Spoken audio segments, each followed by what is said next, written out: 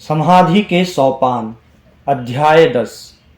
गुरु की वाणी ने मेरी आत्मा से कहा, तुम मनुष्य हो, फिर तुम्हारा विश्वास कहाँ है? क्या तुम पशु हो जो प्रत्येक खतरे के सामने कांपते हो? जब तक तुम देह बुद्धि को जीत नहीं लेते, तब तक तुम सत्य की अनुभूति नहीं कर सकते। क्या तुम शव हो? क्या तुम भौतिक धूल की कीचड़ में सदैव नाचते रहोगे? अपनी क्षुद्रता से बाहर आओ, सामने आओ, मनुष्य बनो। यदि वह सदैव दबी रहे तो तुम्हारी दिव्यता कहाँ है? तब क्या तुम इतने महत्वपूर्ण हो कि संसार तुम्हारे लिए रुका पड़ा रहे? आत्मा से आत्मा को जीतो, मुक्त हो जाओ।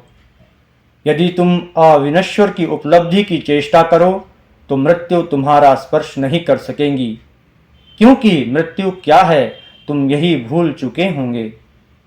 अमरत्व तुम्हारा होगा। समस्त संसार सत्य के प्रगटीकरण के लिए रत है, किंतु चरित्र गठन ही इस प्रयत्न की सफलता का प्रथम सोपान है।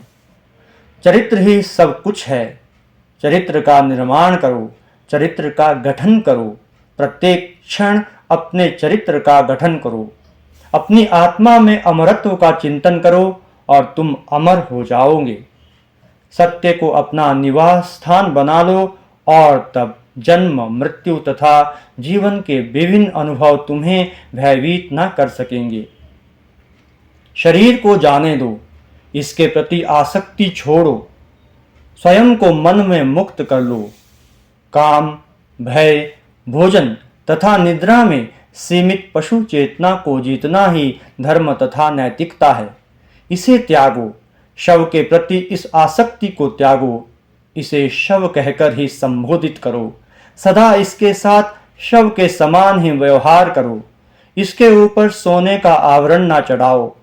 यह गंदा है। आत्मा ही सत्य है। आत्मा की चेतना अमर है।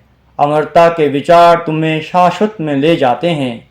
वीर बनो, साहसी बनो, वज्र के समान शक्तिशाली बनो। वत्स, यदि तुम ईश्वर का साक्षात्कार करना चाहते हो तो शरीर की चिंता का समय नहीं है। अभी समय है, अभी अवसर है। तुम सत्य की संतान हो। सत्य तुम्हारा स्वभाव है। इसीलिए आत्मा के चैतन्य में डूब जाओ। निर्भीक बनो। जीवन के सुख दुख के ऊपर उठना सीखो। स्मरण रखो, तुम आत्मा हो। गहराई में जाओ और तुम पाओगे कि तुम शक्तिमान हो। अपने स्वभाव के अंतरतम में प्रवेश करो। वहां तुम पाओगे कि तुम अपने आध्यात्मिक प्रयत्नों में खड़े हो। कुछ असफलताओं से क्या होता है? समझ लो, भय और दुर्बलता भौतिक मात्र हैं। वे स्वप्न के नीड़ शरीर से ही उत्पन्न होते हैं, किंतु तुम अपने सत्य स्वरूप में मुक्त और निर्भय हो। वत्स, शक्ति के गीत गाओ, गाओ, गाओ। तुम अमृत की संतान हो। तुम्हारा गंतव्य सत्य है। दिन के क्षण भंगुर अनुभव विशाल मृग तृष्णा में भ्रांतियों के अतिरिक्त और क्या है? या तो जीवन को तुच्छ समझो या उसे नकार दो। चाहे जैसे भी हो यह करो। आध्यात्मिकता का साक्षात्कार करो। उपाय चाहे विधेयात्मक हो या निषेधात्मक, सभी एक हैं। और तब मेरी आत्मा में एक शांति का भाव उठा। एक महान शांति उदित हुई तथा उस शांति में अक्रिय, सर्वव्यापी, सर्वज्ञ महाशक्ति ने हठात स्वयं को प्रकट किया। वहां एक शक्ति थी जिसने मेरी आत्मा को शक्ति दी।